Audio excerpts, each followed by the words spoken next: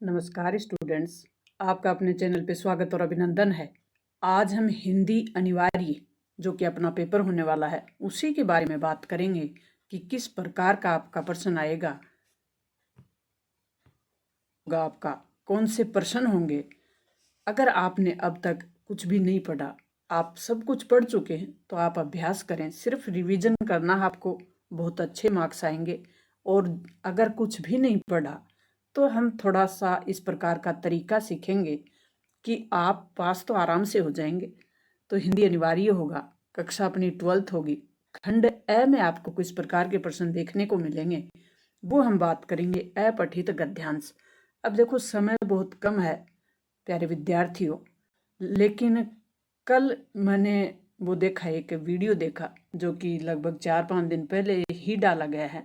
English का था, पता नहीं कब का पेपर था वो और किस प्रकार का पेपर था। ऐसे लग रहा जैसे हूबहू पेपर यही आने वाला है।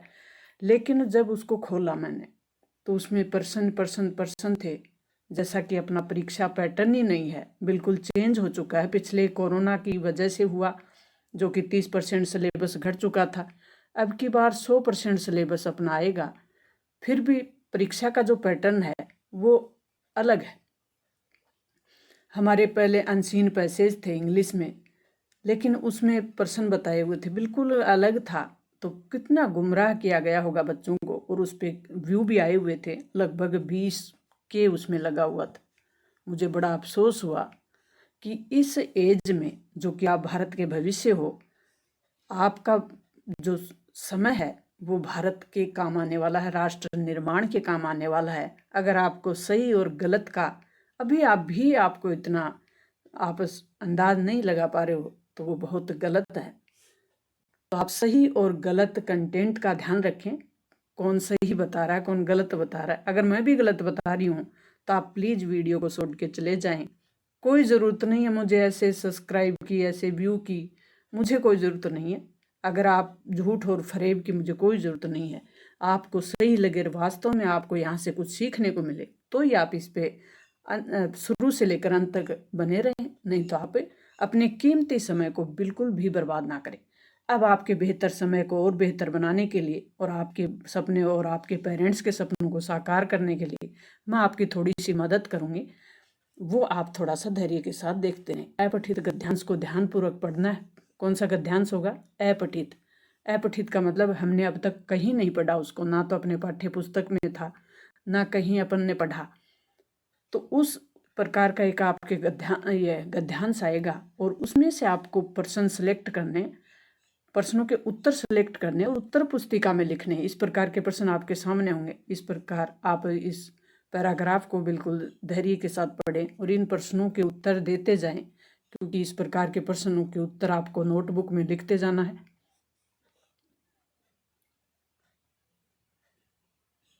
इस प्रकार का गद्यांश आप थोड़ा सा अभ्यास कर लें, क्योंकि अपठित का मतलब है हमने पढ़ा नहीं। अब हमारे सामने एक अपठित पद्यांश होगा और अपठित पद्यांश को ध्यानपूर्वक पढ़कर दिए गए वस्तुनिष्ठ प्रश्नों के उत्तर हैं वो अपनी उत्तर पुस्तिका में लिखने। गद्यांश और पद्यांश में तो अंतर आपको पता ही है, इतना तो पता है। तो ये नए साल की शुभकामना, खेतों में मेड़ों पर धूल भरे पाँव को, कोहरे में लिपटे उस छोटे से गांव को, नए साल की शुभकामना। तो इस प्रकार से आपके पद्यांश होगा। फिर इस प्रकार के आपके सामने इनके प्रश्न होंगे और इन प्रश्नों के उत्तर देते जाएं और अपनी पाठ्य जो नोटबुक है उसमें लिखते जाएं। और इनको आप बिल्कुल आसानी से कर सकते हैं। ये अच्छे मार्क्स आपको दिलाने में सहयोग करते हैं।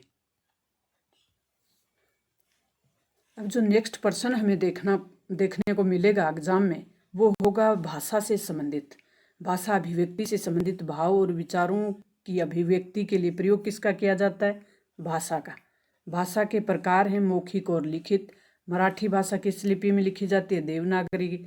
और अंग्रेजी भाषा रोमन में। लिपि में हिंदी, संस्कृत। कौन सी लिपि में हिंदी, संस्कृत, प्राकृत, मराठी, कोंकणी और नेपाली लिखी जाती है? तो वो सबको पता है, देवनागरी। पंजाबी भाषा कौन सी लिपि में होती है? गुरुमुखी में। स्वर और व्यंजनों के संयोग से कुछ मात्रा का प्रयोग किया जाता है, वो होती है देवनागरी। भाषा की सबसे छोटी इकाई क्या कहलाती है? वर्ण। मोस्ट इंपॉर्टेंट प्रश्न है अपने। भाषा की सबसे छोटी इकाई क्या कहलाती है? वर्ण।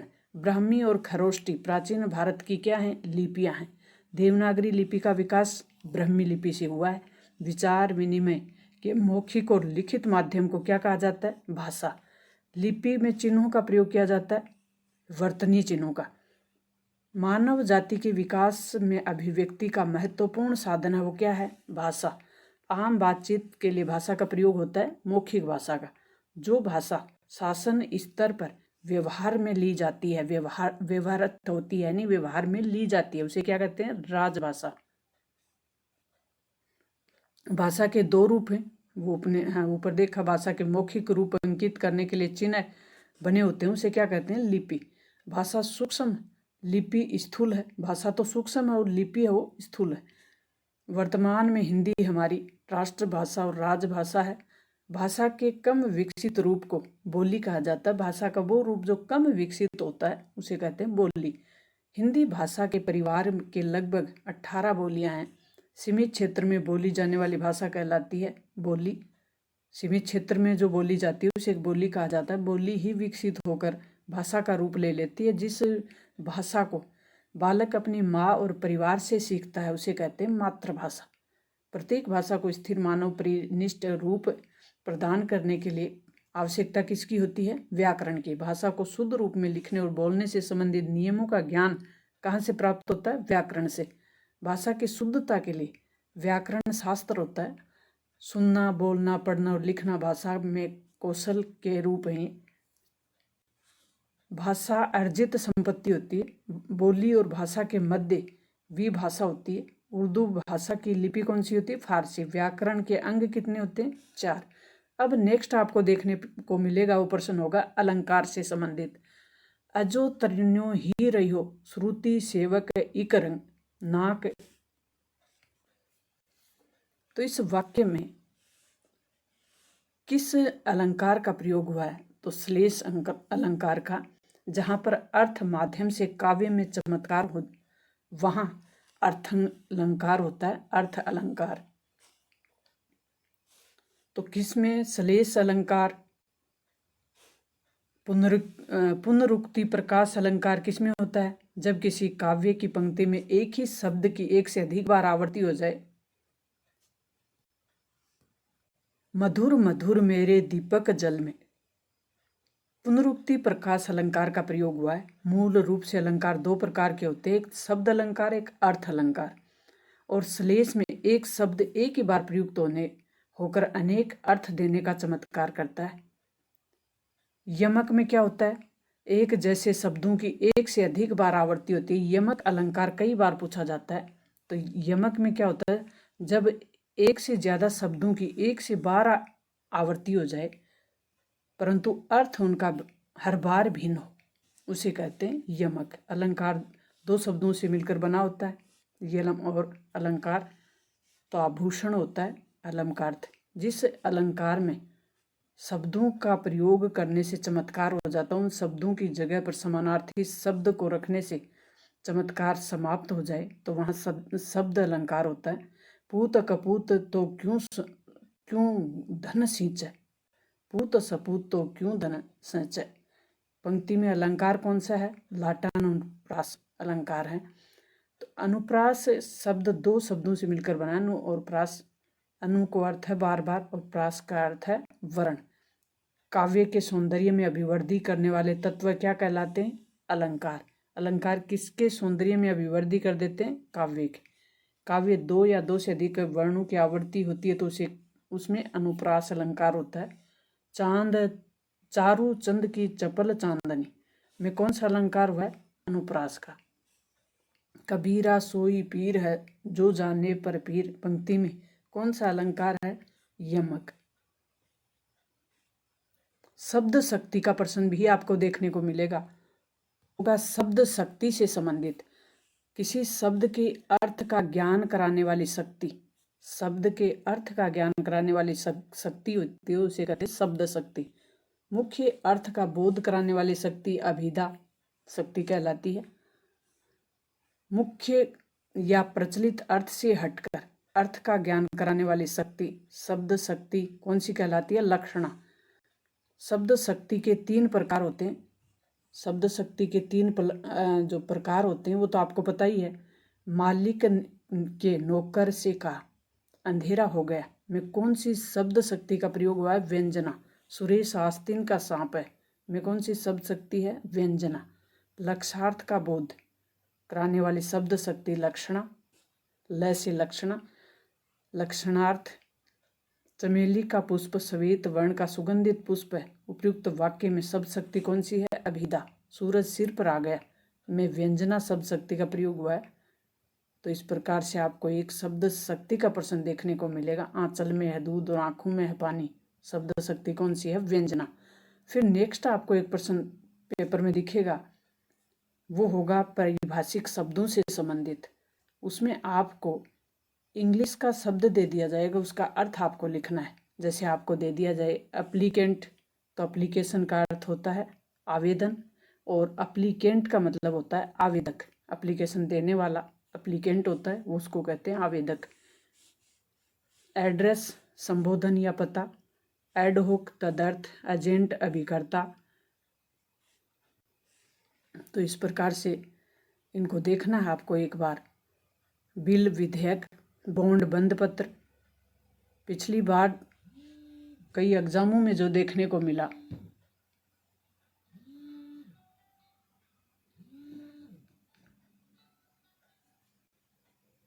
उनमें से अपन देख लेते हैं। गजट, राजपत्र, ग्रांट अनुदान, फिक्सेशन स्थिरीकरण, फाइनेंस वित्त,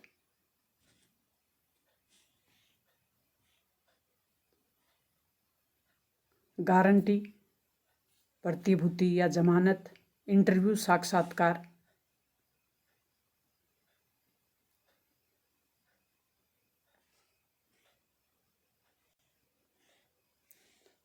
विजिलेंस सतर्कता, ट्रस्ट न्यास, थीसिस ये भी आया हुआ है, ये प्रश्न पूछे हुए हैं। थीसिस शोध प्रबंधन, टेंडर निविदा, टोल टैक्स पथकर। रास्ते पे जो टैक्स लिया जाता है उसे कहते हैं टोल टैक्स, और रास्ते को कहते हैं पथ। टैक्स का मतलब कर। सरप्लस अधिशेष, सुब्रीडेंट अधीनस्थ। अति लघुत्तरात्मक प्रश्न आएंगे जो कि एक पंक्ति में आपको उत्तर देने हैं, वो इस प्रकार से होंगे। तो इन प्रश्नों को आप एक बार याद कर लें। इसकी पीडीएफ तो बहुत समय पहले ही डाली हुई है, तो लगभग बच्चों ने याद कर लिया होगा। अब तो आपको सिर्फ रिवीजन करना है, और रिवीजन हम सही दिशा में करें तो हमारे मार्क्स अच्छे आ सकते हैं, हमारे मार्क्स इम्प्रूव ज़रूर होते हैं। और थोड़ा सा लिखने का तरीका भी अच्छा हो तो और भी बेहतर हो जाते हैं। आपको पॉइंट लिखना है, पॉइंट के नीचे आपको अंडरलाइन करनी है, और पॉइंट के सामने आपको स्टार बनाना है। अपनी कॉपी को, कला के जो भी सब्जेक्ट हैं उनमें कॉपी को डेकोरेट करें, तो वो जो अपना एग्जामिनर है, कॉपी जांच करने वाला, उसका ध्यान हम अपनी तरफ आकर्षित कर सकते हैं। बहुत अच्छे मार्क्स हमें देने के लिए एग्जामिनर बाध्य हो जाता है। तो जो टॉपर बच्चे होते हैं उनकी कॉपी हर साल बोर्ड अपने साइट पे डालता है, और उन कॉपियों को भी आपके लिए डाला हुआ है।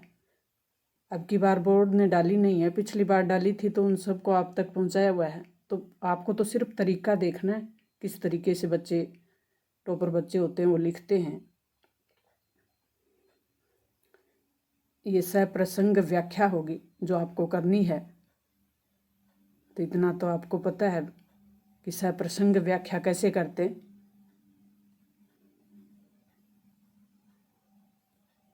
प्रश्न होगा, वो प्रश्न आएगा कवि परिचय से संबंधित। पेपर में आपको कवि परिचय, जिसमें आपसे पूछा जा सकता है किसी कवि का परिचय, जैसे हरिवंश राय बच्चन का आपसे परिचय पूछ लिया जाए तो आपको किस तरीके से देना है। इनका जीवन परिचय लिखेंगे पहले। हरिवंश राय बच्चन का जन्म कब हुआ? 27 नवंबर 1907 को इलाहाबाद उत्तर प्रदेश में। प्रारंभ में आकाशवाणी के साहित्य कार्यक्रम से ये संबंधित रहे, या इन्होंने यहाँ पे कार्य किया। फिर विदेश मंत्रालय में हिंदी विशेषज्ञ रहे। उन्हें राजभाषा के लिए मनोनीत किया गया। 1976 में उन्हें पद्म भूषण से अलंकृत किया गया। 2 चट्टानें नामक रचना कर उन्हें साहित्य अकादमी से भी पुरस्कृत किया गया। उनका निधन 2003 में मुंबई में हुआ। तो हरिवंश राय बच्चन, जो कि आपको पता ही है, अमिताभ बच्चन जो कि फिल्मी कलाकार हैं, हमारे बहुत बड़े कलाकार हैं ये, उनके फादर थे हरिवंश राय बच्चन। इनकी रचनाएं कौन सी हैं?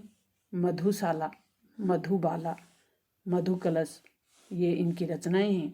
तो इनमें से कोई भी 2 रचना आपको याद रहे तो बहुत अच्छी बात है। आत्मकथा, क्या भूलूं क्या याद करूं, नीड़ का निर्माण फिर, ये तो बहुत सरल है। ये कम से कम 2 तो ये भी आपको याद होनी चाहिए। इनके काव्य की विशेषता क्या है? कुंवर नारायण का कवि परिचय आप एक बार देख लें। रघुवीर सहाय का जो कवि परिचय है, सूर्यकांत त्रिपाठी जी, निराला जी का कवि परिचय है, वो भी आप एक बार देख लें। ये मोस्ट इम्पोर्टेंट कवि परिचय हैं। तुलसी जी, तो इनके बारे में एक बार मोटा मोटा आप देख के जरूर जाएं एग्जाम से पहले, ताकि अच्छे से लिख सकें। लेखक परिचय में आपके सामने महादेवी वर्मा लेखिका का परिचय आपको देना है। जनेंद्र कुमार, फणीश्वर नाथ रेणु का लेखक परिचय, हजारी प्रसाद द्विवेदी जी का परिचय, विष्णु खरे जी का लेखन परिचय। अब वितान जो कि अपनी एक पाठ्य पुस्तक है, उससे आपके लघुत्रात्मक प्रश्न होंगे, उसमें आप इन प्रश्नों को एक बार जरूर देख के जाएं।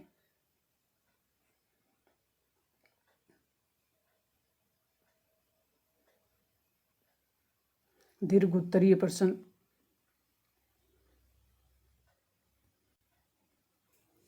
अब नेक्स्ट जो प्रश्न आपको देखने को मिलेगा अपने पेपर में, वो होगा रचनात्मक लेखन से संबंधित, जिसमें निविदा कैसे लिखते हैं।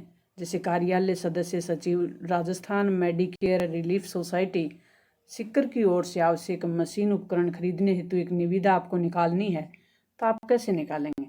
कार्यालय सदस्य सचिव एड्रेस देंगे सबसे पहले आप, जहाँ से निकाली जाएगी।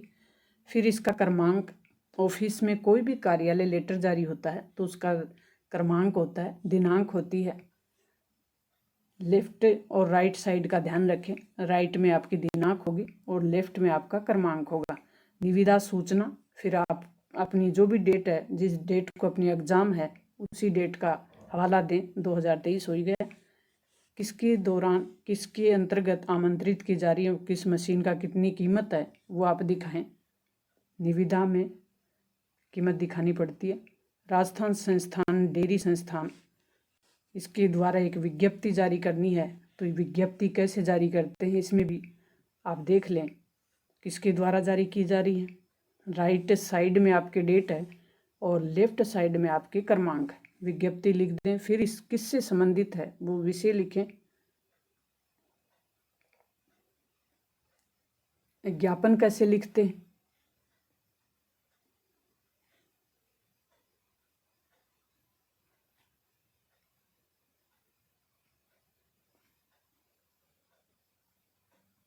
अब आपके निबंध लेखन होगा। निबंध लेखन में नारी सशक्तिकरण, ये मोस्ट अपना आजकल कंटेंट होता ही है, तो नारी सशक्तिकरण से संबंधित तो आपको आना ही चाहिए, जिसमें आप सबसे पहले बिंदु प्रस्तावना का यूज करेंगे, फिर समाज में स्त्रियों का स्थान क्या है, फिर महिलाओं की प्रगति, स्त्री सशक्तिकरण की ज़रूरत क्यों है, महिला सशक्तिकरण की, नारी सशक्तिकरण की ज़रूरत क्यों है, स्त्री शिक्षा की आवश्यकता और उसका महत्व क्या है, उपसंहार, लास्ट में उपसंहार होगा। तो निबंध तो आपको आता ही है। बढ़ती महंगाई, इनमें से 1-2 का अभ्यास कर लें, फिर आप आसानी से लिख सकते हैं निबंध, तो इसमें कोई वो नहीं है ज़्यादा आपके लिए दिक्कत वाली बात। आतंकवाद एक विश्वव्यापी समस्या, तो ये PDF तो आपके लिए बहुत समय पहले ही डाल दी थी। मैंने थोड़ा सा आपको परीक्षा से पहले आपको बता सकूं कि आप इधर उधर ना भटकें, सही दिशा में चलें। आप कुछ भी ना पढ़ें तो कम से कम अपने खुद के पास जो आपके पास सामग्री है वो पढ़ लें। बढ़ती बेरोजगारी के लिए इन पॉइंटों का प्रयोग करेंगे तो मुझे उम्मीद है कि आपका भविष्य है वो बेहतर हो, आपका पेपर बेहतर हो। इसी शुभकामना के साथ मिलते हैं नेक्स्ट और महत्वपूर्ण जानकारी के साथ। तब तक थैंक्स। मस्त रहें, टेंशन ना लें, परीक्षा में एक योद्धा के रूप में उतरें, ज़रूर आपका भविष्य बनेगा। थैंक्स।